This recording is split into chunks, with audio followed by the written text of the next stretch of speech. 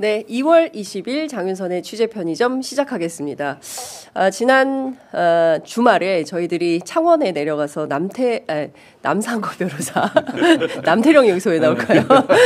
남상권 변호사 만나고 와서 상당히 화제가 됐었는데요. 저희가 그때도 두 분 의원님 오늘 제가 실수를 많이 합니다. 두 분 의원님 모시고 말씀을 들었을 때 상당히 좋았다 이런 말씀 많이 들어서 오늘 또 두 분 저희가 모셨습니다. 더불어민주당 이성윤 의원님 그리고 송재봉 의원님 두 분 모셨습니다. 어서 오십시오. 네, 안녕하세요. 네, 또 뵙겠습니다. 오늘 제가 컨디션이 안 좋아요. 앞에 좀 일이 있어서 저희가 지난번에 두 분 조합이 너무 좋다. 이분들 자주 모셔달라. 특히 송재봉 의원님 처음 나오셨는데 굉장히 차분하시고 이성윤 의원님은 역시 검사 스타일. 굉장히 평가가 좋았던 것 같습니다. 두 분 어떠셨어요 그때? 시간 가는 줄 몰랐어요. 정말요? 아주 재밌게 진행했습니다. 저는 송재봉 의원 나오셔가지고 좀 차분하게 말씀하시는 거 보고 참 좋았고요.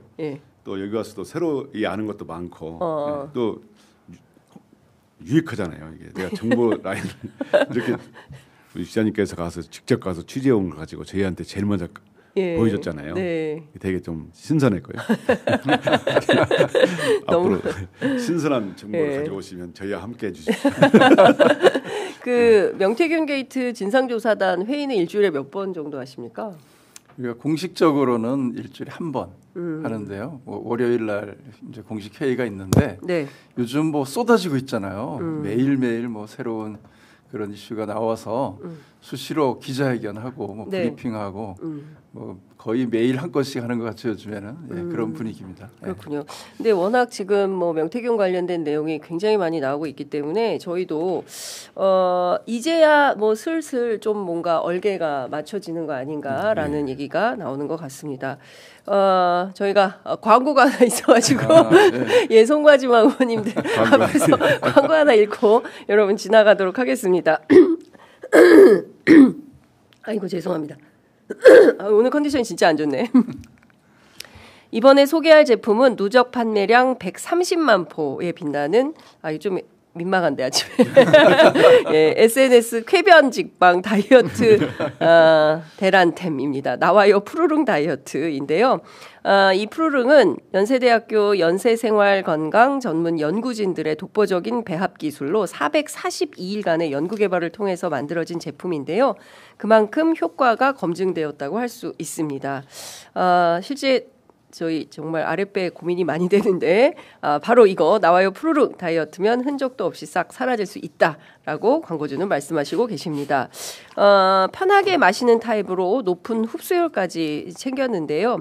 차전자피 식이섬유가 40배 팽창을 해서 장운동을 촉진하여 묵은 숙변까지 깔끔하게 밀어내준다고 합니다. 오직 장윤선의 취재 편의점 링크에서만 1+1+1 구성이 되었고요. 59% 할인된 특가로 한정판 전용 보트를 사은품으로 증정하는 이벤트를 진행하고 있으니까 고민하지 마시고 여기서 바로 구매하시면 좋을 것 같습니다.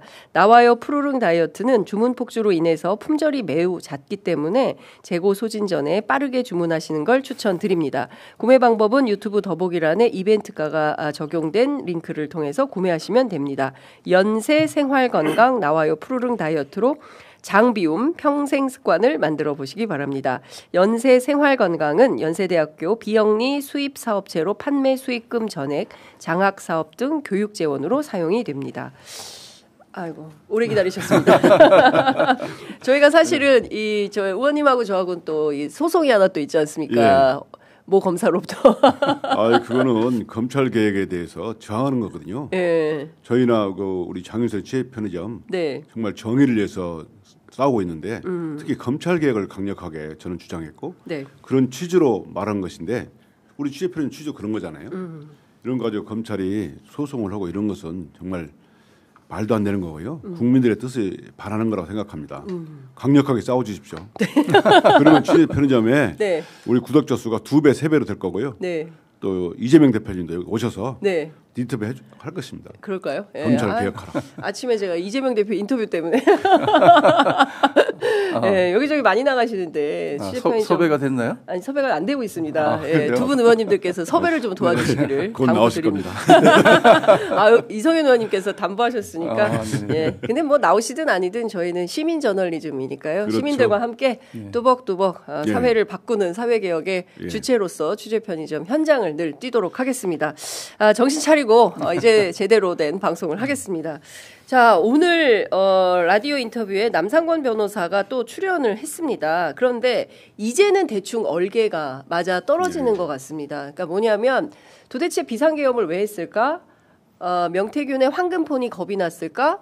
실제로 그랬던 것은 아니야? 이걸 막기 위해서 그런 건 아닌가? 그럼 명태균과 누가 실시간으로 소통하면서 여러 가지 일종의 이제 국정농단, 국정 개입을 해왔던 거야.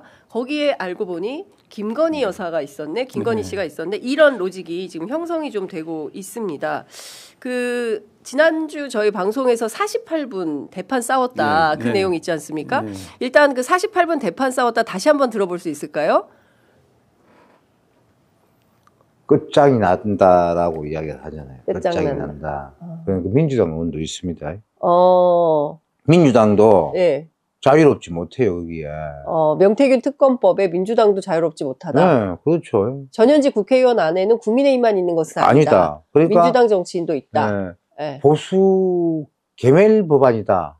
뭐 이렇게 하는데. 권성동 의원이 그렇게 얘기하고 있습니다. 그러니까 보수 개멸 법안이 아니에요. 그럼 어떤 법안입니까? 민주당 의원도 있는데 그 안에. 그러면 그걸 오직 보수 개멸 법안이라고 할 수 있겠습니까? 부패 정치인 청산 법안입니까? 그렇죠. 제가 정확하게 말하면 부패 정치인이 아니고 부패 정치꾼. 정치꾼. 정치꾼은 청소하는. 부패 정치꾼 청소 법안이다. 그렇게 보면 되겠죠. 지금 제작진 실수로 저희가 이제 다른 게 나갔는데요. 일단 저 얘기부터 좀 하면 핵심은 이런 것 같아요. 지금 명태균 특검법이 계속 국회에서 통과가 안 되고 있는데 이거 어떻게 해야 되냐. 특히 이제 국민의힘의 권성동 원내대표의 경우에는 보수 괴멸법이고 국민의힘을 실질적으로 타깃으로 하는 그래서 타격을 하려는 법안이다. 그래서 이 법안은 절대 안 된다. 이런 주장을 하고 있는 거 아닙니까? 그래서 그런 차원에서 이 보수 괴멸법이 아니라 실제로 정치권 안에 있는 부패 정치인들을 다 일거에 몰아내는 법안이다라고 주장을 하고 있는 겁니다. 저는 권성동 대표가 뭐 보수 괴멸법 또는 뭐 목숨줄을 겨누는 뭐 자객 특검법 이렇게 말했잖아요. 네네. 저는 그 말 듣고 얼마나 무서우면 이런 말을 할까. 지금 법안이 일소위도 통과 안 했습니다. 법사 일소위도 지금 논의 중에 있는데 그러니까요. 통과도 되기 전에 그 얘기를 하는 걸 보고 참 관련자가 많기도 하고 걱정도 많이 되나 보다. 이럴수록 더 저희는 법안을 통과시켜야 되겠다. 굳게 그러니까요. 다짐했습니다. 진짜 실제로 근데 나오는 증거 자료나 이런 것들을 보면 도대체 몇 명이 최소 140명의 그 전현직 정치인들이 포함되어 있다고 하고 관련된 카톡이나 텔레그램 이렇게 기록해둔 게 50만 건? 어마어마한 거 아닙니까? 그래서 그 140명 그동안 이제 정치권 인사 특히 뭐 이제 국민의힘이 대부분일 텐데요. 그냥 단순 명단이 아니다 이렇게 얘기했었잖아요. 구체적인 증거도 있고 한 명 한 명 얘기할 때마다 확인해 줄 수 있다 이렇게 현재 얘기를 하고 있는 것 같고 또 그 감별법도 그때 얘기를 해줬던 것 같은데 명태균 특검법을 찬성하냐 반대하냐 물어서 반대하면은 범인이다 뭐 이런 식의 그 이야기를 했었던 것 같은데 그래서 이걸 보면 그 도둑이 재발절인다 이런 느낌이 딱 드는 것 같아요. 그러니까요. 그래서 저는 이 문제는 그 남상권 변호사가 이 법의 성격을 우리 민주당보다 더 잘 정리해 준 것 같아요. 그죠? 부패, 정치인, 청산법. 정치인이라고 그랬더니 청소법, 정치인이라고 하면 안 된다. 정치꾼이다. 정치꾼. 그래서 이 특검법을 정말 우리가 잘 발의했구나. 그런 느낌이 들 정도로 명쾌하게 정리를 해준 느낌이 듭니다. 그러니까 실제 민주당 안에도 부패 정치꾼이 있다면 일거에 몰아내야 되는 거 아니냐. 그렇죠. 왜 국민의힘에만 그런 사람들이 있겠냐. 민주당 안에도 있을 수 있다라는 게 이제 명태균의 주장, 남상권 변호사의 주장인 건데 거기에도 이제 두 민주당 국회의원님이신 두 분 의원님들도 동의하신다 이런 거 아니겠습니까? 그래. 정말 문제가 있으면 그건 뭐 당연히 책임을 져야 되겠죠. 그렇죠. 부패를 몰아내는 데 대해서 반대할 사람 누가 있겠습니까? 그렇습니다. 오늘날 정치꾼들은 정말 국민들을 속이고 맞습니다. 또 뒤에서 모사를 모사꾼들은 반드시 수사해서요. 단죄해야 됩니다. 알겠습니다. 준비됐나요? 48분 아까 잘못 나간 거. 48분 대판 싸웠다. 이 얘기를 남상권 변호사가 얘기를 하는데요. 그거 먼저 다시 들어보겠습니다. 대화 내용이나 이런 것들도 다 공개하겠다. 이런 게 있어요. 48분간 통화했던 내용들이 있단 말이에요. 근데 그 내용이 뭔지는 알 수가 없다고요. 언제 48분 대화? 아니 예를 들면 그 통화 내용 가운데 가운데 중에 48분짜리가 있다. 김건희와 주고받은 있다라고 예를 들면 그 내용에 관해서 자기는 알지 않습니까? 그렇겠죠. 상세하게 설명을 합니다. 어제 그런 내용도 있었어요. 그래서 2024년이죠. 공천 관련해 가지고 주고받았다. 대화를 주고받았다. 이런 내용들이 있습니다. 2024년 총선의 공천과 관련해서 김건희 여사와 명태균 씨가 주고받았다. 그 김영선 제외? 김영선 건이 아니고? 김영선 건이었죠. 그러니까 여기 창원에서 빼서 김해갑으로 가라. 근데 본인은 창원을 원했을 거 아니겠습니까? 근데 이제 그 다선 국회의원이고 중진부터 헌신해야 된다라고 해서 지역구 이동을 했고 거기서는 경선이 기본이다. 뭐 이런 얘기를 그렇죠. 했다는 거잖아요. 이미 기사로 나온 거는. 기사로 나왔죠. 근데 그거 말고 다른 얘기들이 더 있는 거죠. 그거 관련해. 그 명태균 씨는 어떻게 설명을 좀 하고 있습니까, 그거를? 김건희 씨하고 대판 싸웠다. 대판 싸웠다. 영부인하고 막 싸우는 게 있을 수 없는 거 아니에요. 뭘로 싸웠답니까? 뭐 그거와 관련해서 싸웠겠죠. 어떻게 5선 되는 국회의원을 경선하라고 합니까? 저는 경선하라는 말을 못 합니다. 그건 나왔잖아요. 그건 기사로 나왔죠. 그래서 그 얘기를 하시는 건가요? 그 이후에 어떤 이야기가 이어졌겠죠. 그 부분을 어제 잠시 이야기를 하더라고요. 우리는 이제 몰랐던 이야기인데. 그러면 예를 들어서 48분 동안 통화할 때 그 전화로 싸웠다는 거예요? 대판? 그렇게 이야기를 하더라고요. 다투었다라고 하더라고요. 전화로 대판 싸웠다. 자, 그러니까 이후에 제가 몇 가지 더 추가로 팩트 확인을 했어요. 그 명태균 씨 부인 이승은 씨를 통해서 추가 확인을 했는데 저 전화로 대판 싸웠다는 것은 텔레그램 통화로 모두 총 48분을 싸웠다는 것이고요. 오늘 제가 추가로 또 확인한 내용은 통화 녹음이 있다. 통화 녹음이 있다라는 건데 그 내용을 오늘 남상권 변호사도 그 시선집중 인터뷰에서 그 얘기를 합니다. 통화 증거는 황금폰에 있다. 그러니까 이 48분에 48분이 나오면 나라가 뒤집어지는 겁니다. 그러니까 그거를 알았던 김건희 씨가 어떻게든 이거는 막아야 되는 거예요. 경우에 따라서는 박지원 의원님께서 말씀하신 이거 막아야 돼. 오빠 계엄에 이게 개연성이 있을 수도 있다. 이 추론의 영역입니다. 이거 확실한 사실이라고 말씀드리는 거 아닙니다. 추론의 영역이고 그러면 48분 동안 무슨 얘기했냐. 이제 남상권 변호사가 전화를 언제였냐면 금요일 날 그 명태균 씨를 만나고 토요일 아침 8시 반에 저희하고 인터뷰를 하는 거예요. 그러니까 이분이 아직 마음의 정리가 안 돼서 어디까지 얘기를 해야 되나 고민하면서 아주 작은 단서들만 얘기를 해줬는데 오늘은 아주 구체적으로 얘기를 합니다. 김건희 씨가 그 김상민 검사 있지 않습니까? 김상민 검사 그 창원 뭐 뼛속까지 창원 사람 막 이러면서 현직 검사가 출판 기념회를 했던 그 검사 여기를 공천을 예.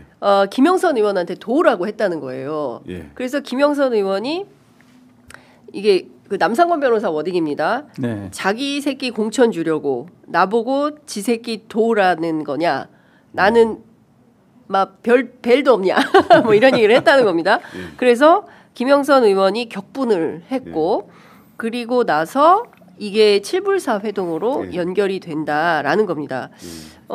그리고 김상민 당선을 도우면 장관이나 공기업 사장 자리를 주겠다라는 제의를 김건희 씨가 했다는 거예요. 예.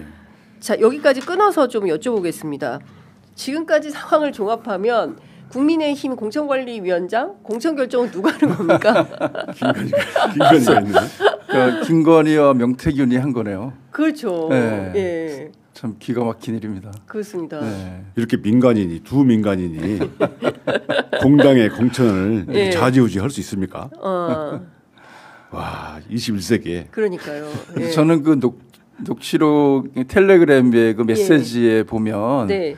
그 거기서도 막 다투잖아요. 그래서 김건희에게 명태균이 그 차마 내가 경선하란 말은 못하겠다. 네. 그래서 여사님이라 그랬네. 여사님이 직접 통화해 주세요. 이렇게 얘기를 하잖아요. 근데 그 후에 그 수사 기록 보고서 보니까 바로 전화를 했더라고요.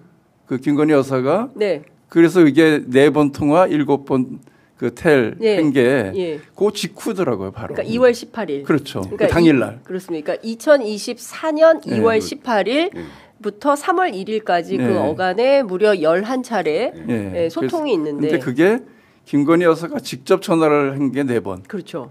예, 그리고 텔레그램 주고받은 것까지 그러면 이게 단순하게 그 요청만 하는 방식이 아니었던 거잖아요. 어떻게 보면 사실상 김건희 여사가 주도적으로 공천 개입을 한 걸로 보여진단 말이죠.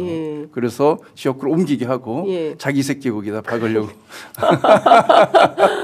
그런데 이게 직접 전화를 하고 48분 동안, 그러니까 관련해서 이제 두 가지가 있는 것 같아요. 그러니까 김영선 의원하고 11번 통화 또는 뭐 소통을 하고, 그 다음에 이제 명태균 씨하고 김건희 씨하고는 직접 전화로 48분간 남상권 변호사에 따르면 대판 싸우고 이런 거죠.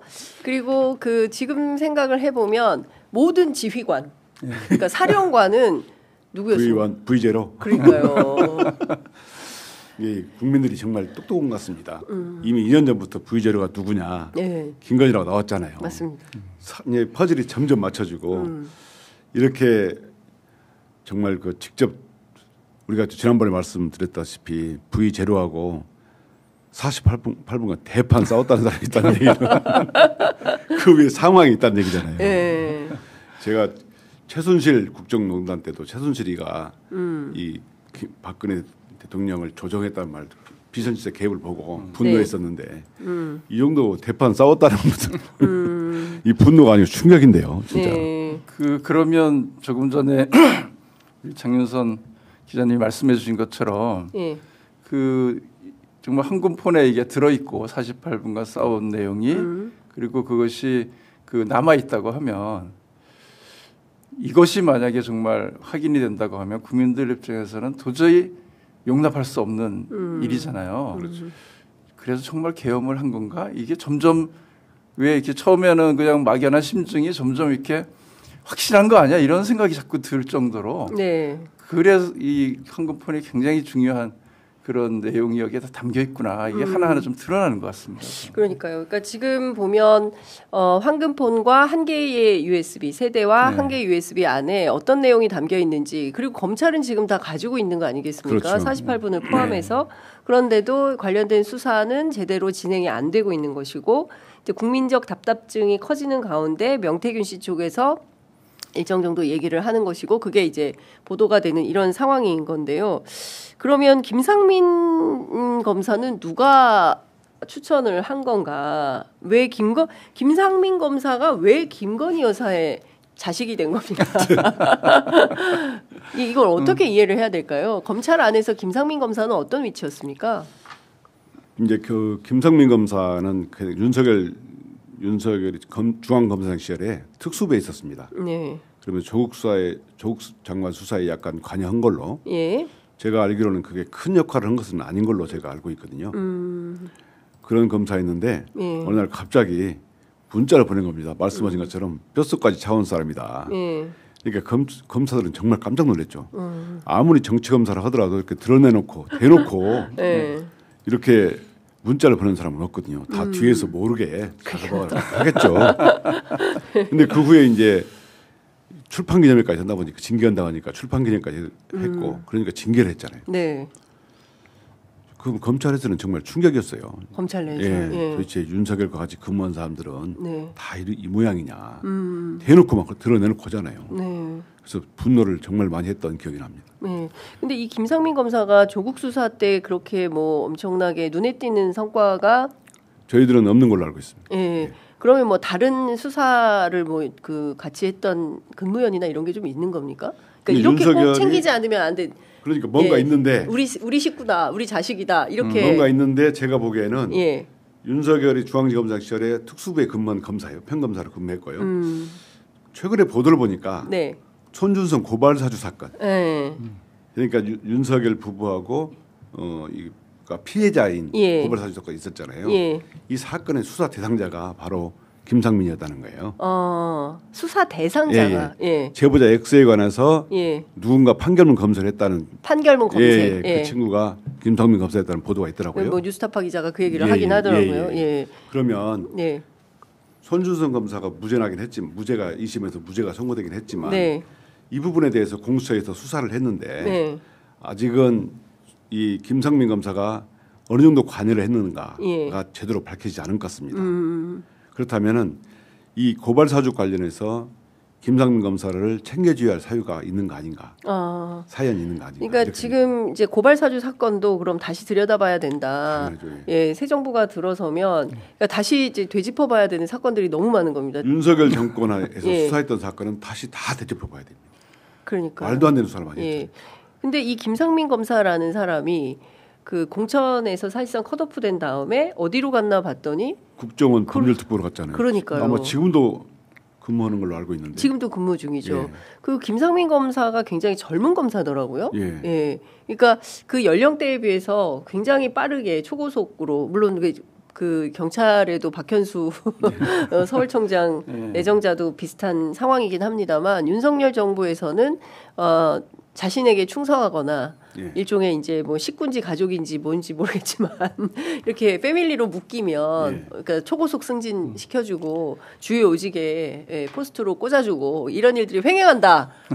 그렇게 볼 수밖에 없을 것 같다라는 생각이 저도 듭니다. 그 보니까 그 고발 사주 사건 때 어쨌든 이분이 그 관여됐을 걸로 예상되는 그래서 직접 이제 그 관련 검색을 했고 그런데 이것이 그 윤석열 김건희 부부 명예훼손 사건이잖아요. 그러니까 어쨌든 그 가족과 관련돼서 뭔가에 좀 기여를 한 게 있지 않나 이런 생각도 좀 들고 또 하나는 그 김건희 여사 텔레그램인가요? 거기서 그 이 창원 뭐 어디 무슨 지역구였죠? 의창.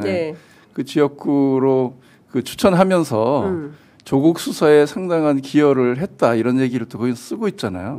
그렇죠. 그런 걸 봐서는 아무 역할이 없진 않았을 것 같다. 그러니까 그런 뭐 가족의 문제 해결에도 뭔가 좀 기여했을 수도 있고 그 또 조국 수사에서도 어쨌든 역할이 좀 있었고 이러면서 뭐 인연이 좀 연결되지 않았을까 이런 생각이 좀 들긴 하더라고요. 그러니까 그 일테면은 이제 명태균 씨의 복기록이기 때문에 48분의 통화 내용이 다 나온 것은 아니라서 일부 기억에 의존해서 진술한 것이어서 뭐 그게 조국 수사인지 고발 사주인지 이 얘기는 안 했을 수도 있죠. 그 조국 때문에 이게 막 화를 냈을 거 아니겠습니까? 이제 그래서 그것만 워딩이 기억나서 얘기를 했던 것이 아닌가 싶고 48분이면요. 이거 워딩 풀면 어마어마합니다. A4 한 20장 됩니다. 그래서 48분짜리 통화 내용 나오면은 정말 엄청 길죠. 그렇습니다. 그동안 했던 모든 일이 다 들어있는 거 아닐까요? 농축돼 있을 것 같아요. 농축된 48분의 농축. 선거 때부터 시작해서 2년 내가 얼마나 그동안 헌신하고 기여해왔고 이것도 했고 저것도 했고 뭐 이런 얘기가 다 나오겠죠. 들어있을 가능성이 있습니다. 근데 이거를 그 빨리 입수를 해서 어떤 건지 좀 마각을 드러내줘야 되지 않을까라는 생각이 좀 드는데 그거는 아직 검찰이 공개를 할까요? 어떻게 하겠습니까? 수사 김건희 소환조사는 하겠습니까? 이번에는 중앙지검에서? 이제 그 수사팀장이었던 차장이 네. 하고 검사들이 중앙지검으로 왔습니다. 그게 한 7명 정도 된다고 제가 알고 있거든요. 근데 이제 검찰 잘 아시지 않습니까? 힘이 빠지면 물어뜯고 힘이 있을 때는 납작 엎드리고 이 하이에나 분석이 있잖아요. 예. 저는 이제 이게 윤석열 사건 보고 그다음에 김건희 사건을 보면서 검찰이 과거에 꼭 있습니다. 생명 연장의 꿈이 있어요. 과거에 그 김건희를 그렇게 감싸고 무혐의 했던 검찰이 윤석열이 탄핵되고 또 구속되니까 이제 방향을 보겠죠. 바람 부는 방향을. 네. 그래서 이제 수사를 해야 되는데 이거 적어도 작년 12월, 1월 2일까지는 윤석열이 현직 대통령인 것 맞잖아요. 네. 그렇기 때문에 자기들이 눈치를 계속 봤던 것 같아요. 그리고 등장인물이 너무 많으니까 부담스러운 겁니다. 그래서 성경에 나온 것처럼 할 수 있거든 이 차를 내게서 지나가게 해주세요. 이런 분위기였어요. 제가 알아보니까. 네. 그런데 이제 우리 야당에서 계속 수사를 하고 국민 수사하라고 하고 국민들도 계속 요구하고 그러다 보니까 이제 김석우 차관이 포렌식이 끝나면 소환조사 가능성은 열려 있다 이렇게 얘기를 했습니다. 그래서 수사 결과 발표하면서 오직 부끄러우면 서면 보고서만 냈겠습니까? 보도자를 내고 끝났잖아요. 이거 왔는데 저는 수사 김건희 소환 조사 한다고 봅니다. 네. 시기가 문제입니다. 시기가 네. 파면 전 후? 지금 네. 검찰이 판단하기에 네. 윤석열이 완전히 죽은 권력이라 생각하면 네. 당장이라도 할 수 있습니다. 근데 아직은 안 죽었어요? 김건희는 살아있는 것 같은데요. 김건희는 살아있다. 곳곳에 영향을 미치고 그러니까요. 있는 인사도 느낌이, 지금 막 그러니까 그런 걸 봐서는 이런 분위기가 네. 지금 김성훈 차장 벌써 3번째 반려하고 네. 기억하고 이런 걸 보면 아직까지 완전히 죽은 권력을 보지는 않을 것 같고요. 예, 제가 검사라면 이런 어떤 검사하고 얘기를 해보니 그런 거 있더라고요. 검찰이 생명 연장을 지금까지 계속 이 정권에 빌붙어 가지고 정권에 아부하는 수사를 했잖아요. 자기들이 살려면 이번에는 윤석열을 구속함으로써 자기의 존재감을 보이려다가 김성훈 이게 기각하는 바람에 다 까먹어버리고 다시 이제 현직 대통령일 때 구속하는 게 맞지. 네. 현직 대통령이 파면되고 나면 2, 3주 후에 파면되고 나면 네. 무슨 죽은 권력 완전한 죽은 권력이잖아요. 네. 그러면 효과도 없다. 그러니까 김건희 구속을 하면 소환조사에서 구속을 하면 적어도 윤석열이 현직에 있을 때 해야 된다 이런 의견도 있더라고요. 네. 그런데 저는 검찰 이 수사팀이 네. 윤석열이 죽은 권력이라고 판단하는 시점 조만간 올 것 같습니다. 그래서 저는 소환조사 한다고 봅니다. 네, 포토라인에 섭니까? 포토라인에 세우는 제도는 없어져가지고. 그렇구나. 예. 다만 이제 몰래 이제 그자들이 아는 경우가 있죠. 네. 그러면은 소환조사 사실 통보가 알게 되면 예. 와서 사진 찍을 수는 있습니다. 그렇군요. 이명수 기자가 꼭 거기 가고 싶다고 자기가 남자 기자 대표로 서야 된다. 예. 네, 저도 소환 조사는 할 것 같아요.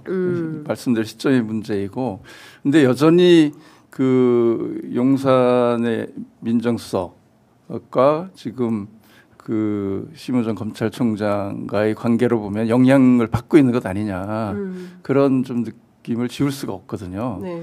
그래서 아마 일선 검사들의 생각은 이 탄핵 심판 최종 판결 전에 네. 소환을 해야 사실 효과가 있다 이렇게 생각하는 것 같은데 과연 그런 용기를 낼 수 있을까 그런 좀 의문이 들긴 하고요. 또 하나는 그 이 명태균 특검법 통과 문제도 네. 아무래도 신경을 쓸 수밖에 없을 거다.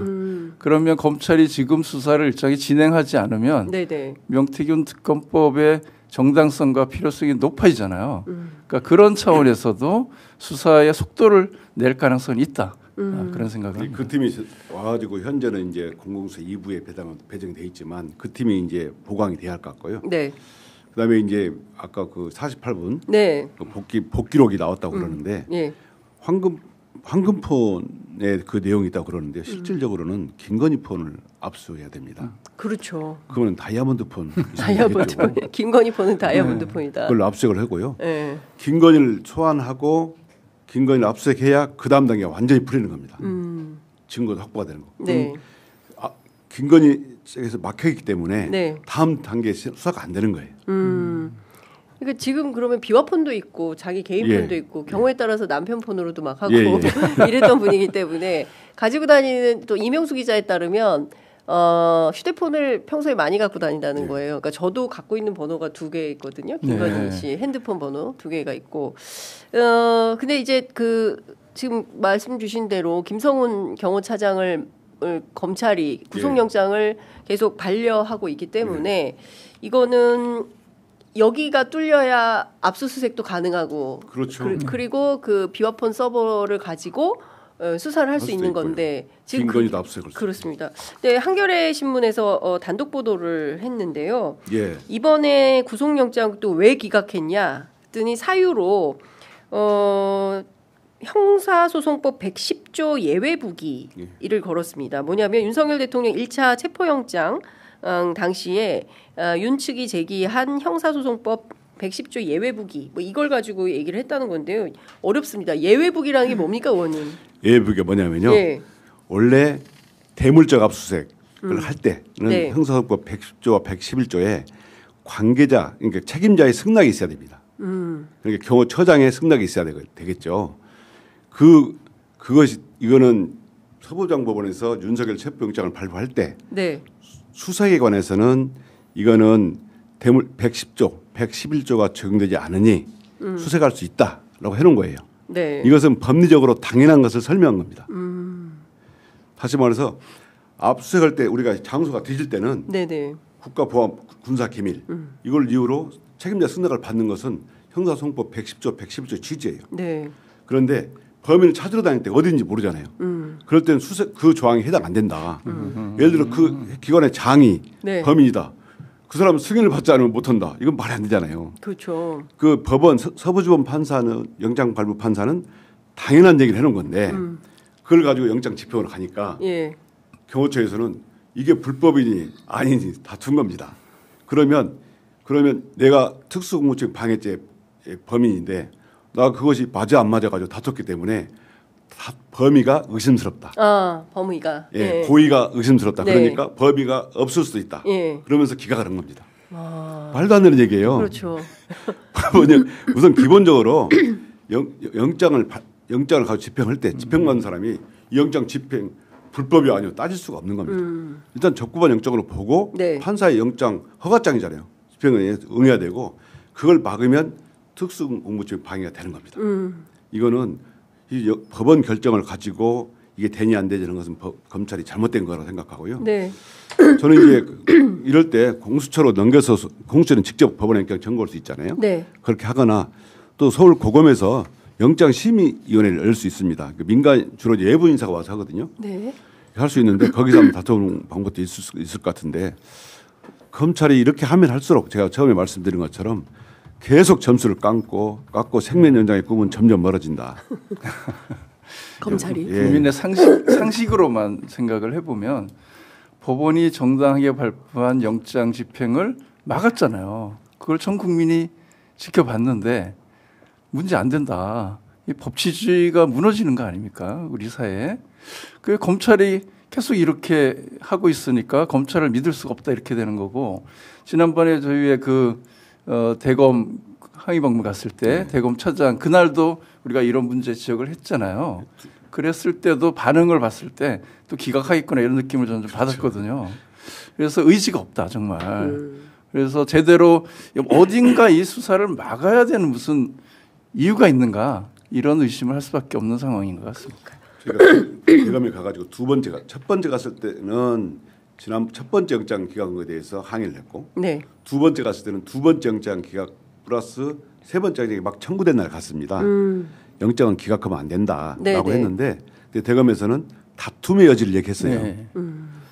그 얘기가 바로 아마 110조, 111조 형소법 얘기를 하는 것 같은데요.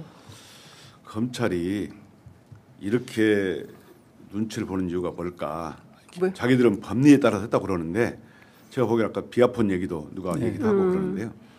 저는 크게 보면 검찰이 이 생명 연장이 꿈에서 나왔다. 그러니까 여전히 김건희 지키고 윤석열 지키면 우리가 검찰 권력은 영원할 수 있어라는 생명 연장의 꿈을 꾸고 있다.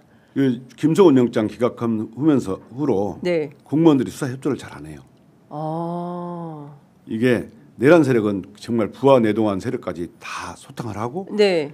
그러해야 다시는 내란을 꿈꾸는 세력이 없어지는데 네. 검찰이 김성훈을 영장을 기각함으로써 공무원 사이에 시그널을 준 겁니다. 네. 더 이상 수사는 없다. 그러다 보니까 이제 공무원들이 부인하고 나서고 협조를 않게 됐다는 겁니다. 야, 이거 심각한 상황으로 흘러가는 것 같습니다. 내란 관련된 수사가 네. 사실 멈춰버렸잖아요. 네. 군도 지금 그렇죠. 그 아래로 전혀 경찰도 검찰은 뭐 전혀 없고 그리고 지금 그 국무위원 수사도 이상민 장관조차 지금 그 법무부 장관 이런 데 전혀 수사가 안 되고 있잖아요. 네. 그때 모여가지고 사자회동인가 해서 휴대폰 다 바꾼 사람들 분명히 수사가 필요한 여러 가지 그런 요인이 있는데 네. 지금 다 멈추고 여기서 끝이야 이런 분위기를 지금 주고 있단 말이죠. 이건 정말 내란 특검이 무산된 게 너무나 속상하고 네. 또 반드시 관찰해야 되는 이유이기도 한 것 같습니다. 그렇습니다. 그러니까 지금 뭐 정말 그런데 이 명태균 특검 그리고 내란 특검 이 부분은 이제 김건희 특검은 어디로 간 겁니까? 그거 어떻게 되는 거예요? 명태균 특검이 네. 축약된 김건희 특검법입니다. 아. 그렇잖아요. 김건희 모두 김건희와 관련된 거잖아요. 네네네. 사실상 김건희 특검법입니다. 네, 사실상 명태균 특검법은 김건희 특검법. 하도 명칭이 계속 그런데 워낙 많아가지고 네. 이 명태균 특검법을 다 담을 수는 없잖아요. 그래서 그 나머지 이 추가될 내용은 네. 아마 그 상설 특검으로 담는 방법도 있다. 그래서 그런 좀 고민도 하고 있는. 그러니까 지금 복귀해 보면 뭐 그 무슨 대통령실 이전부터 시작을 해서 그렇지 맞아요. 않습니까? 대통령실 이전도 너무 궁금한 게 많고 의혹이 많았고요. 그렇죠. 양평 고속도로 이거 제가 보기에는 중간 가다가 도로 많은 거가 왜 도대체 갑자기 강상면으로 종점이 변경되는 건지 지금도 많은 국민들께서 이해할 수 없는 그 구석이 있는 거고요. 그리고 도이치모터스 주가 조작 문제, 그다음에 삼부 토건. 그렇죠. 이종호는 왜 삼부를 내일 체크하라고 한 건지 이것도 너무 의혹이 있지 않습니까? 이거는 명태균과 별건으로 또다시 들여다봐야 되는 건데 저희가 남상권 변호사 만나고 왔을 때 남 변호사가 또 기이한 말을 한마디 합니다. 이른바 국민의힘 뿐만 아니라 전체 그 대한민국에 있는 광역단체장들을 향해서도 한마디 하는데 일단 준비된 영상 먼저 보시겠습니다. 딱히 그 조언을 해주고 이제 그 컨설팅이라고 하더라고요. 네. 그런 걸 해주고 선거판을 짜주고 이렇게 도움을 받은 사람들이 많다고 하더라고요.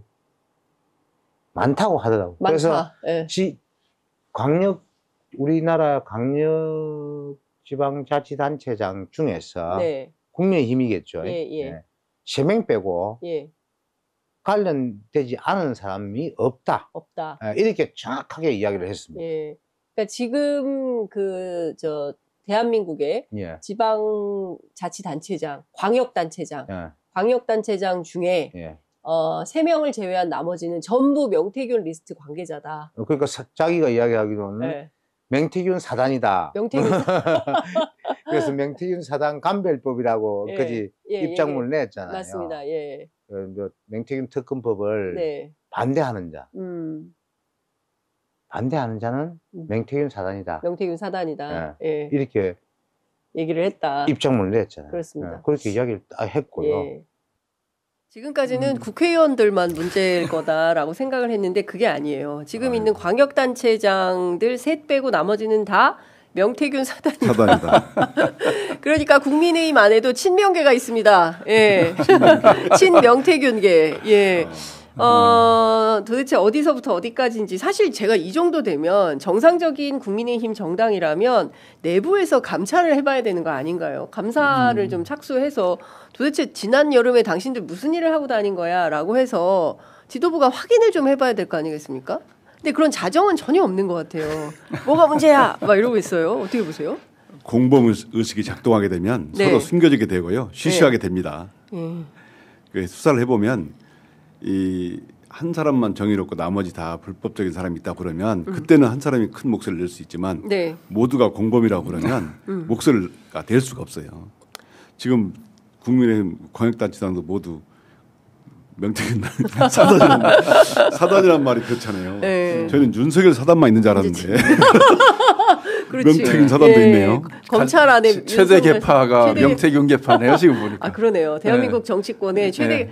그렇죠. 어디에도 네. 막 5만 5천 통 전화 통화를 하고 예. 네. 그리고 50만 개의 기록이 있고 예. 140명 전현직 정치인들과 교류한 흔적이 있다. 국민의힘 내에 저는 그 자정 능력이 좀 부족한 것 같아요. 왜냐하면 지난 22대 총선 전에 그 내부의 감사해서 감사 보고서도 있었잖아요. 네. 거기에 보면은 이미 명태균 얘기를 알고 있었고 명태균이 김건희 여사하고 그 관계를 그 어떤 유착 관계를 통해서 여러 가지 영향을 미치고 있다는 것도 있었고 김영선 공천 개입 문제 다 그때 파악을 하고 있었는데 그것이 크게 문제가 안 되고 그냥 덮여버렸잖아요. 네.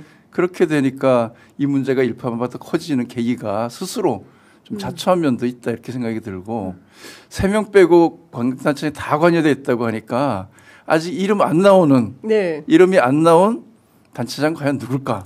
이게 궁금해지는데요. 그러니까요. 지금까지 네. 나온 분들도 사실은 화려합니다. 박완수 지사, 네. 그 다음에 이제 강원도의 김진태 네. 지사, 뭐 그리고 오세훈 시장, 네. 그리고 홍준표 시장, 뭐 이런 분들인데 오세훈 시장과 관련해서 만났냐 안 만났냐, 그러니까 명태균 쪽에서는 이제 4번 네. 만났다라는 거고 오세훈 시장 쪽은 전혀 그런 일이 없다. 뭐 한두 번 정도 만난 게 다다. 이제 이런 얘기를 하는데 오늘. 남상권 변호사가 식당 얘기했습니다. 식당. 네, 식당 얘기했는데 첫 번째 만난 장소는 송 셰프라는 중식당이다. 근데 제가 검색을 해보니까 프랜차이즈 같아요. 굉장히 많은 지역에 송 셰프라는 식당이 있어서 송 셰프 어느 지점인지는 확인이 좀 필요한 것 같고 오늘 또 남상권 변호사가 아유 기자들 오늘 또 송 셰프 많이 가겠네요. 이렇게 되면 사회부 기자들이 바빠집니다. 예, 송 셰프 다 확인해야 됩니다. 여기 명태균이랑 오세훈 시장 왔다 갔냐 이것도 확인하러 다녀야 되고 그리고 여기에서 굉장히 인상적이었는데 강철원 씨라고 그 오세훈 시장 측근으로 알려져 있는 이분도 왔다. 근데 이제 명태균 씨 기억 속에 잊혀지지 않는 게 간장에 계란 반숙을 2번 시켰다. 이걸 좋아하는 것 같더라. 오세훈 시장이. 그래서 이 얘기가 있고요. 그다음에 또 한 번은 청국장집이었고 또 한 번은 장어집이었다. 그러니까 최소한 식당이 3군데가 있는 거예요. 그러니까 그리고 관련된 예약 문자도 있다는 것 같거든요. 갖고 있다. 그러면 그러니까 되게 정치인들이 명태균 씨한테 연락을 할 때 뭐 모일 모시에 어디로 오세요라고 예약 문자를 보낸다는 거예요. 그러면 이제 그걸 받고 그 장소로 가서 만났다. 네. 내가 먼저 연락한 적은 없다. 나를 늘 찾아온다. 이제 이런 얘기를 했던 건데요. 어쨌든 재밌습니다. 송 셰프, 청국장집, 장어집 이렇게 3군데를 돌아다니면서 만났다는 건데 제가 보기에는 그 다음에는 그러면 청국장집은 언제 어디서, 장어집은 언제 어디서, 또 송 셰프는 언제 어디서 저는 나올 거라고 봅니다. 전직 수사 예 서울중앙지검장 이성윤 지검장께서는 어떻게 보십니까? 요거 딱 보면 견적 나오시죠? 그렇죠. 네. 이 정도 만났다는 얘기는 우선 만난 장소 확인하는 것은요. 그 구글 타임라인 금방 나옵니다. 금방 나오죠. 예. 예. 나오고요. 문제는 뭘 어디서 만났다는 게 중요한 게 아니고 거기서 뭘 했느냐. 그렇죠. 굉장히 중요하겠죠. 그런데 그 선거를 앞둔 과정이죠. 네. 앞둔 상황에서 이렇게 4번을 만났다는 것은 이게 서울시장 출마하신 분이 저 경상 쪽에 경상남도 쪽이죠. 그렇죠. 창원입니다. 창원에 계신 분을 4번이나 만났다는 것은 뭔가 정말 뭔가 도모해야 되거나 뭔가 급히 도움을 청할 일이 있었던 거 아닌가 생각합니다.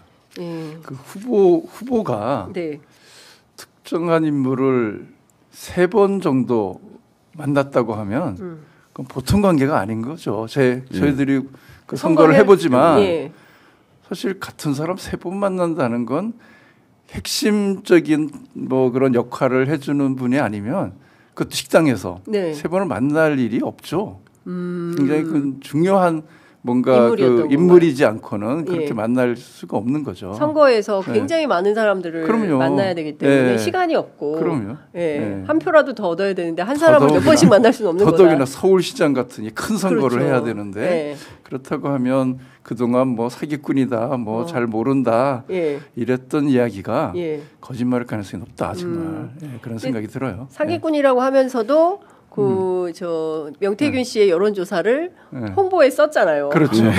자기 페북에도 올렸다는 거 아니에요? 그렇죠. 예.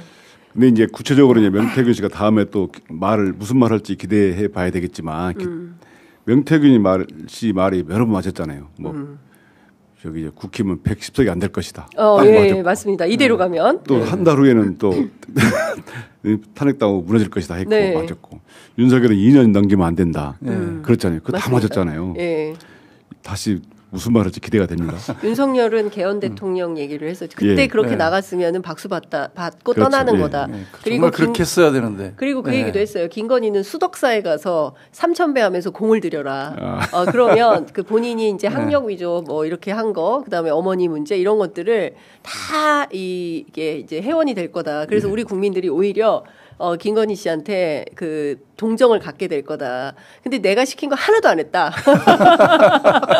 싹 다 안 했다. 막 이런 얘기를 합니다. 오늘 명태균 씨 입장이 또 나왔습니다. 변호인 남상권 변호사를 통해서 새로운 입장이 나왔는데요. 이거 띄워주십시오. 예, 오늘 아침 8시 32분 기자들 단톡방에 올린 내용인데요. 시골에서는 돼지를 잔칫날 잡는다. 조기 대선 확정되면 오세훈, 홍준표 사기, 정치자금법 위반으로 고소하겠다. 이렇게 얘기를 합니다. 근데 2월 17일 명태균 이렇게 나와요. 그러니까 벌써 사흘 전에 이런 입장을 감옥에서 보낼 수 있나요?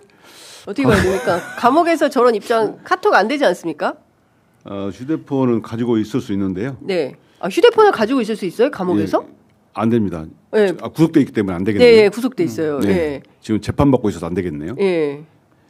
그럼 저거를 대신 올려주는 거죠. 대신 누가 올려줬겠죠. 네.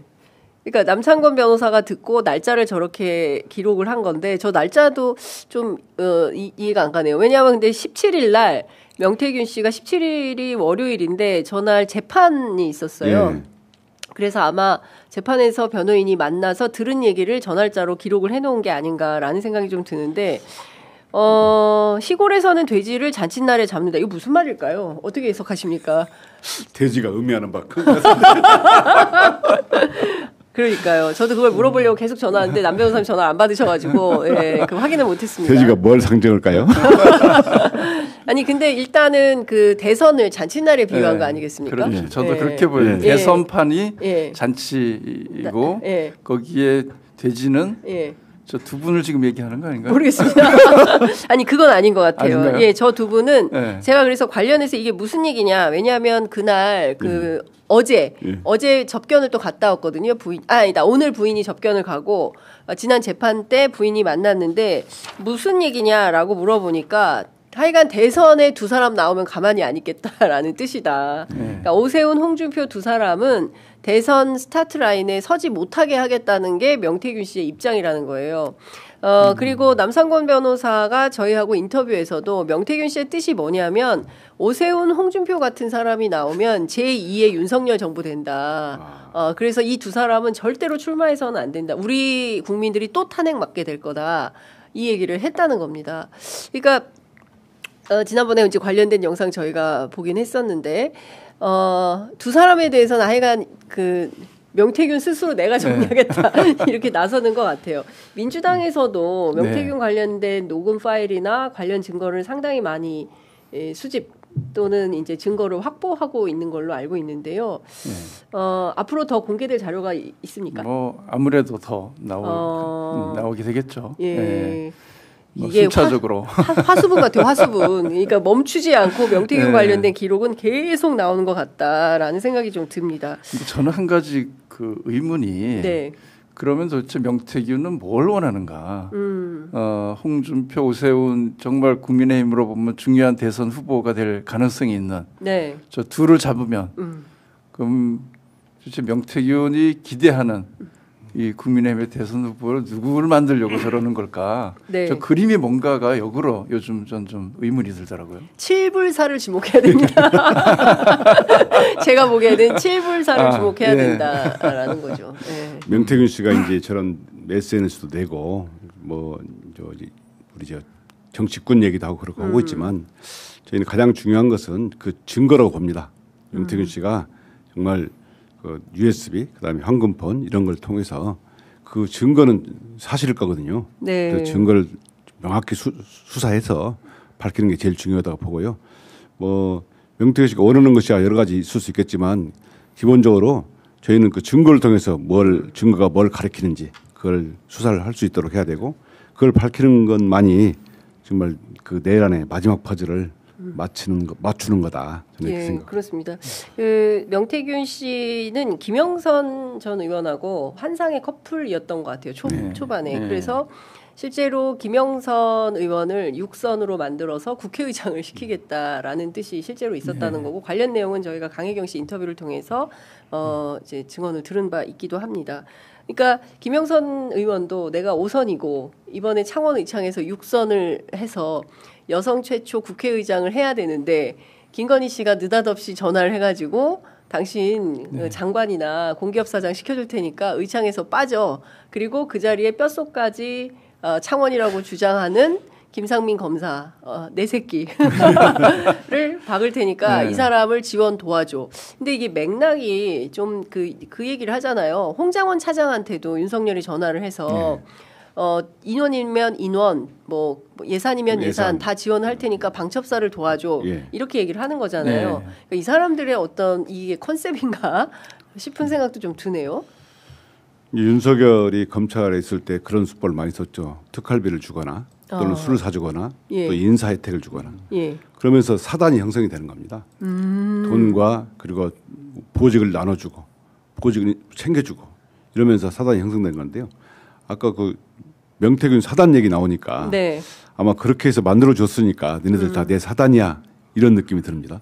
그러니까 대의 명분보다 이익을 거래하는데 굉장히 능숙한 것 같아요. 이익을 거래하는데. 그런데 정치는 대의 명분을 가지고 해야 된다. 저희는 그렇게 생각하는데 그렇죠. 이 명태균 씨나 김건희, 윤석열 이런 분들의 정치하는 방식은 철저한 거래와 이익 관계를 중심으로 이렇게 움직여지고 있는 것이 아닌가. 그래서 우리 정치를 정말 너무나 역으로 후퇴시키는 그런 위험한 또 인물들이다 이런 생각을 또 동시에 합니다. 네, 방금 전에 속보 나왔는데요. 윤석열 서울중앙지법에 도착했고요. 오늘 내란 혐의 첫 번째 형사재판이 열립니다. 윤 측에서 이런 얘기했습니다. 불법 구금 상태는 너무나 명백한 것이다. 불법 구금이라는 거죠, 본인이. 법원의 현명한 결정을 기대한다. 무슨 얘기냐면 구속 취소를 해달라는 겁니다. 법원이 어떤 결정할 거라고 보십니까, 의원님? 100% 기각입니다. 이 구속 취소라는 제도는 형사소송법 제도인데요. 예를 들어서 구속 사유가 없어졌거나 구속 소멸했거나 구속 사유가 없을 때 이게 이제 법원에서 검사나 법원이 직권으로 이렇게 취소할 수 있는 건데요. 이런 제도가 거의 사용되지 않습니다. 왜냐하면 구속기간을 넘겼다든가 이런 경우에 하는 건데 윤석열 입장은 공수처 수사가 불법이기 때문에 자기가 불법 구금돼 있다. 그러니까 자기는 구속 사유가 없는 거 아니냐. 그래서 풀어달라는 건데요. 정말 법원을 존중한다면 보석을 신청했어야 맞아요. 보석은 절차가 정당했고 적법했고 그렇지만 저는 이런 사유가 있으니까 보석금을 낼 테니 풀어주세요. 이렇게 하는 거잖아요. 그런데 윤석열 입장에서 지금까지 법원을 계속 비판해 왔잖아요. 검찰 수사도 비판해 왔잖아요. 그렇기 때문에 구속 취소밖에 주장할 게 없어요. 주장할 게. 근데 그거 논리적으로. 그렇구나. 만일에 보석을 청구하면 인지 부조화가 버릴 것 같아요. 그렇기 때문에 선택할 카드가 없네. 카드가 없기 때문에 구속 취소를 한 건데요. 오늘 오전에 신문 할 겁니다. 왜냐하면 준비기일은 피고인이 안 나가도 돼요. 근데 이 구속 취소는 본인이 가서 이제 또 설득을 할 건나 한데 헌재 재판 되는 겁니까? 헌재처럼 설득이 될까요? 또 장황하게 또 드러나가지고. 근데 저는 괜히 불안해요. 그래도 풀어줄까 봐요? 네. 아니 근데 제가 뭐 댓글창에 뭐 사회자 담배 피냐 막 이런 글이 올라오는데 사실은 저희가 이제 쉬질 못하잖아요. 그러니까 토요일은 창원 다녀왔죠 새벽에. 그다음에 일요일은 또 저희가 민주당 한병도 의원께서 공개하셔가지고 그 진짜로 전기를 끊었지 않았습니까? 그래서 긴급 라이브를 하고 따지고 보면. 취재 편의점 문 열고 제가 하루도 쉬질 못하고 일을 하고 있기도 하고, 그리고 제가 비염을 앓고 있기 때문에. 그리고 이제 어제 특히나 저희가 이제 게릴라 톡을 시작했어요. 왜냐하면 저희가 그 12월 3일 그 내란의 밤에 어떤 일이 있었고 어떤 감정이었는지 정치인들 얘기는 정말 많이 들었는데 가장 중요한 시민들 말씀을 못 들었던 것 같아요. 그래서 저희가 현장으로 직접 가서 내란의 밤 시민들의 심경을 민심 르뽀로 발로 뛰어서 기록을 좀 해야겠다 생각해서 어제 바람이 엄청나게 불었습니다. 어제 추웠어요. 동접은 별로 안 됐지만, 그래도, 그래서 이제 다녀오고 했더니, 역시 힘드네요. 오늘은 좀. 좀 힘을 내겠습니다. 자, 끝으로, 오늘 오후 3시로 1시간 헌법재판소가 늦춰주긴 했는데, 오늘이 마지막 기일이 되는 겁니까? 변론기일? 오늘 그 한덕수, 홍장원 그리고 조지호가 나오는데요. 이 증인은 저쪽 윤석열 측에서 계속 해달라고 한 번 한덕수는 기각됐는데 또 청구하고 홍장원 씨는 한 번 나왔잖아요. 또 청구하고 그다음에 조지호 증인은 우리 측의 증인에다가 철회했고 본인이 병원에 다니니까 그래서 이제 저쪽 윤석열 측에서 계속 나오달라고 해가지고 새벽에 한 건데 느낌은 그래요. 지난 9차로 다 끝났습니다. 완벽하게 끝났고 파면은 확정적인데 윤석열 측에서 막 채택을 해달라고 요구하니까 제 느낌은 뭐 죽은 사람 소원도 들어주는데 뭐 이런 느낌이에요. 헌재가. 그래서 오늘은 오늘 이거 구속 취소하고 변론 준비길이 있어서 오후 3시로 늦춰진 거고요. 오늘 뭐 결론은 크게 영향을 미치는 증언은 안 나올 거고. 홍장원 증인이 이제 메모 관련해서 이제 그 과정을 자기들이 추궁하겠다고 부른 것 같은데 제가 보기에는. 근데 자꾸 메모가 4장이라고 하는데 홍장원 차장 갖고 다녀요. 한 장이라고. 한 장이죠. 근데 모든 팬 어제도 제가 어떤 그 국민의힘 대변인이 메모가 4장이라는 거예요. 아니다, 한 장이다. 한 장이죠. 말도 안 되는 거죠. 근데 계속 근데 그 얘기를 믿고 있는 것 같아요. 4장이라는 메모 작성 거를. 과정이 그럴 뿐이다. 그렇습니다. 근데 그거를 계속 4장이라고. 아마 판판이 깨질 겁니다. 홍장원 차장 너무 분명하게 증언을 하고 있고요. 저쪽에서 아무리 무슨 메신저가 공개가 안 되면 메신저를 공개하다고. 그렇습니다. 윤석열도 그랬잖아요. 내가 전화했는데 내가 반주를 먹어봐서 하는데 딱 전화해보니까 술 먹었어. 술 냄새가 나더라. 아니 이런 식으로. 말이 됩니까? 어떻게 알아요? 뭐 혀가 꼬였다 뭐. 그러니까 홍장원 차장이 분명히 얘기하잖아요. 그때 어르신 나이 드신 분들 모시는 자리고 늦게 갔기 때문에 술을 많이 먹을 수 있는 자리도 아니다. 첫 번째 음식이 다 나오기도 전에 이 자리를 떴다. 이런 얘기를 하고 있습니다. 아마 오늘 판판이 깨질 겁니다. 오늘 엄청 깨질 거다. 조지호 청장이 제일 궁금한데요. 조지호 청장이 어떤 태도일까? 윤으로부터 무려 6차례 전화를 받아 닭달을 당했다. 닭달을 당했다는 건데 조지호 청장이 또 이 말을 바꿀까요? 뭐 재판 중이라 답을 안 하겠다 이렇게 할까요? 재판 중이긴 하지만 저는 조지호 청장은 제 생각으로는 저도 이제 그 법사에서 만나 보니까요. 비교적 좀 담백하고 솔직하게 말하는 분 같더라고요.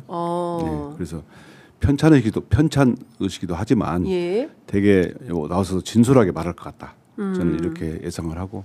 하지만 뭐 조지호 청장 3분 증인 뭐 상관없이 결론은 나왔고요. 다음 주에 혹시 최후 배전 한번 한다 하면 이미 최후 배전도 9회에 다 끝났습니다. 양쪽이. 한 번 더 기회를 준다면 한 3월 한 10일쯤 10일 내외에 3월 10일 네, 선고가 될 것으로 예상합니다. 11일? 3월 11일.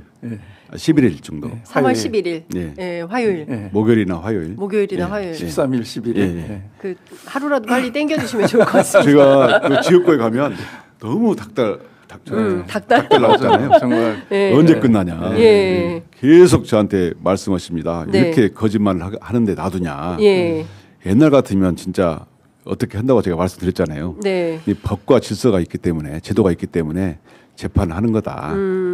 조금만 참으시라 곧 끝난다 이렇게 말씀드리고 있습니다. 거짓말을 한 걸 금방 잊어먹나 봐요.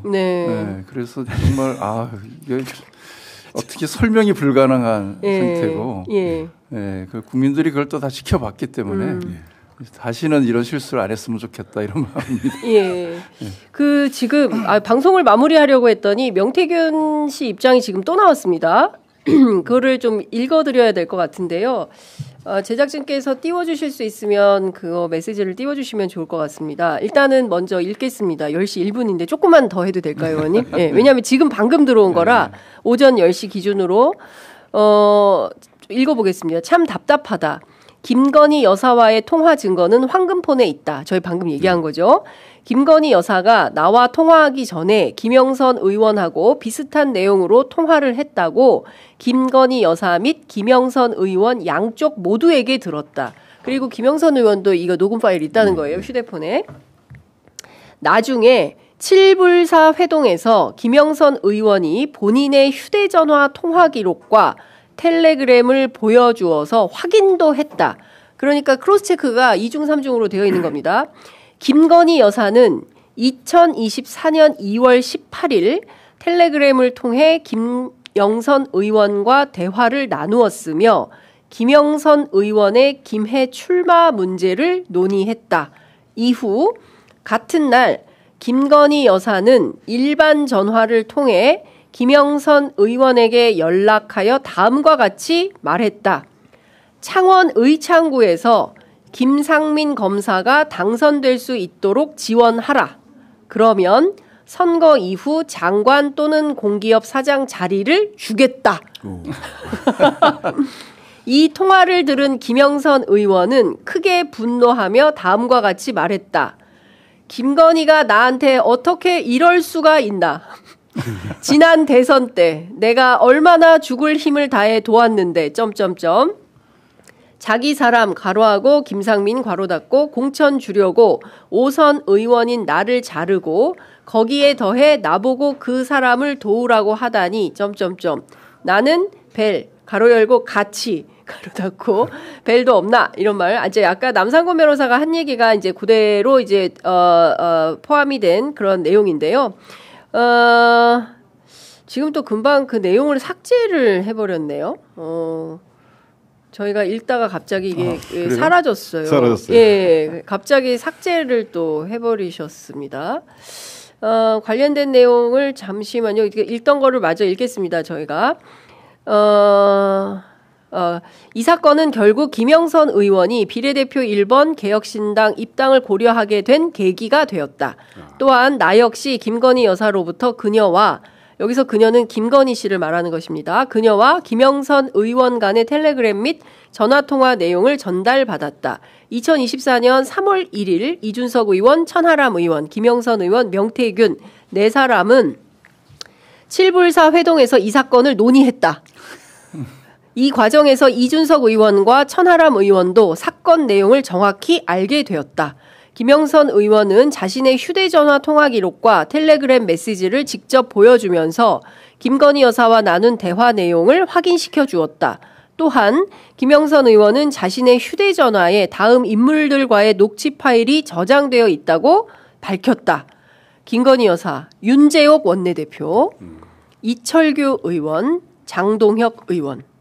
특히 김영선 의원이 이철규 의원과 통화할 당시 나도 그 자리에 있었기 때문에 통화 내용을 직접 들었다. 2025년 2월 17일 명태균. 참. 전입가경입니다. 전입가경. 예. 그런데 그 정작 그 7불사 회동과 관련해서 2024년 9월 19일 뉴스토마토 보도에서 이준석 의원은 당시 그 밤샘 회동과 관련해서 무슨 얘기를 했냐면 김건희 여사와 나눈 텔레그램 메시지 이것을 김영선 의원이 개혁신당 쪽에 제공하는 조건으로 개혁신당 1번 비례대표 1번을 요구했지만 해당 제안을 받아들이지 않았고 그리고 그냥 메시지에 특별한 의미가 없어서 뭐 별로 그 내용이 시원치 않아서 완결성이 떨어진다 이렇게 판단했다라고 당시에는 설명을 했습니다. 그러나 지금 명태균의 주장을 종합해 보면 그 내용을 잘 알고 있다는 거죠. 정확히 알게 되었다. 이렇게 나와 있습니다. 완결성이 있어 보이는데요. 네, 저희가 이후의 과정이 어떻게 될지 또 지켜보도록 하겠습니다. 두 분 의원님 정말 어수선하고 산만한 가운데 함께해 주셔서 너무 감사드리고요. 다음에는 똑바로 모시도록 하겠습니다. 오늘도 함께해 주셔서 너무 감사드립니다. 제가 두 분의 코너를 한번 만들어 보려고 합니다. 괜찮으시겠습니까? 좋습니다. 네, 너무 감사합니다. 고맙습니다. 네, 고맙습니다.